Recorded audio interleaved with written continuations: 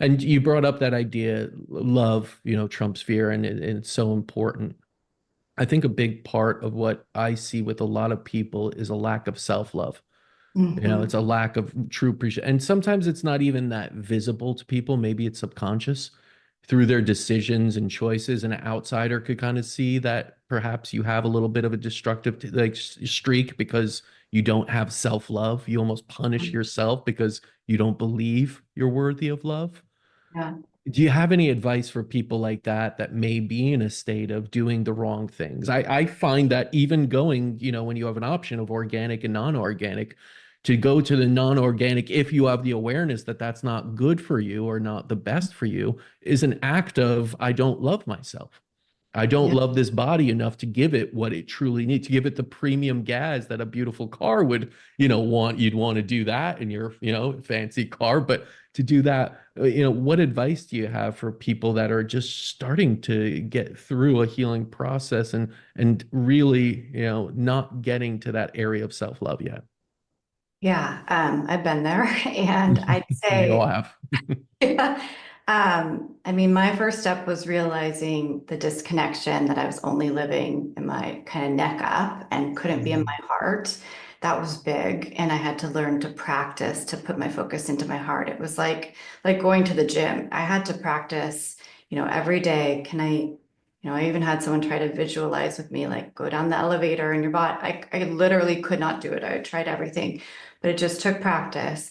But also, to me, what helped was sitting with my body, so taking time for stillness, but to really just like send awareness to different parts of your body to start, okay, I'm sending awareness, go through every part. But then maybe the next step would be send love to it or see what emotion comes up, but really sending love to all individual parts of your body.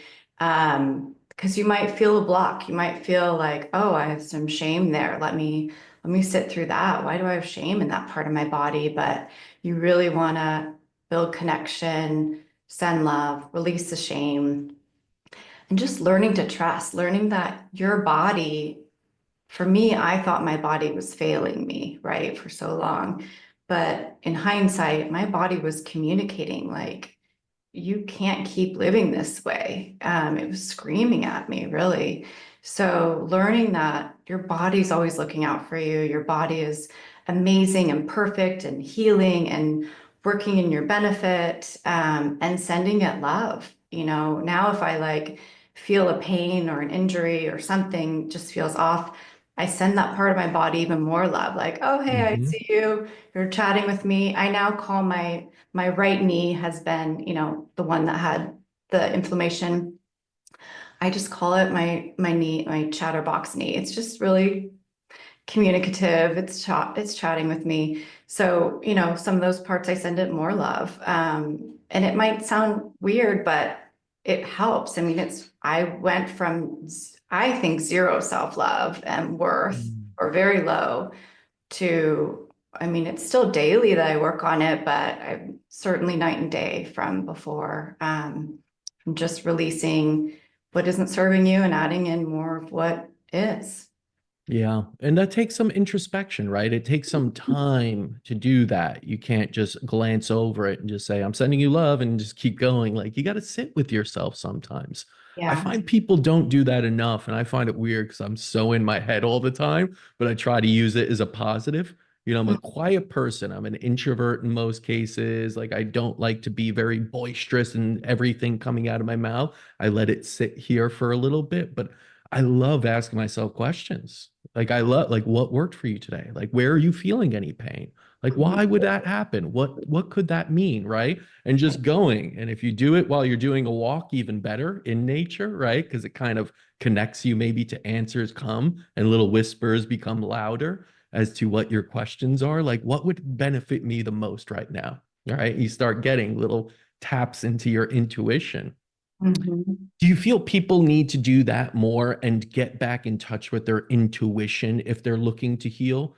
Does someone without an intuition or saying like nothing's coming to me, do you think they're able to even heal without any connection to a gut feeling or heart or intuition? Sure. I mean, I think it's maybe they just need to be a little bit slower, or, Yeah. instead of running, go for a walk, or if you're on a walk, take out your headphones, don't be on a phone call.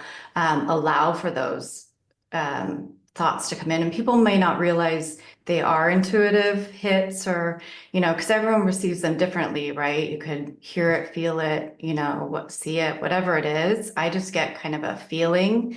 Yeah, when I talk to friends and they'll say, I've been thinking about this, and I say, go with that. That is what Mhm. you're supposed to do. Or friends like, been thinking about moving to San Diego by the ocean. Okay, the ocean's calling you. Go. You need to go heal by the ocean. So yeah, I think whenever they're getting those pings, it's like, however they're receiving it, yes, move with that.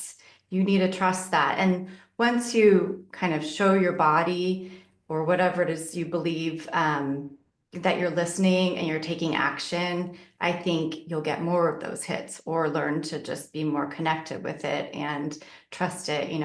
Like I said, I now believe when I moved to Lake Tahoe, I believe I was being called by the trees, and to find out they admitted the exact supplement that I was on was, pretty wild too. So you trust those nudges, absolutely. And look for them, right? Carl Jung's theory on synchronicity is that it's all around, but you need to look for it, right? If something comes into your life, most people just dismiss it because they're not looking for it or trying to interpret or even see it as anything than just an occurrence. Just that's it, go on with your life. Yeah, Whereas if you allow it and you kind of look for it in some ways, if you go, show me a sign, universe, but then you don't look and you push off that and things came at you right away, then you're not going to get that sign. And it's probably not going to provide you with the right path forward. But if you're looking for it truly, I think all those things come to you, right? So you yeah, need to be an open vessel.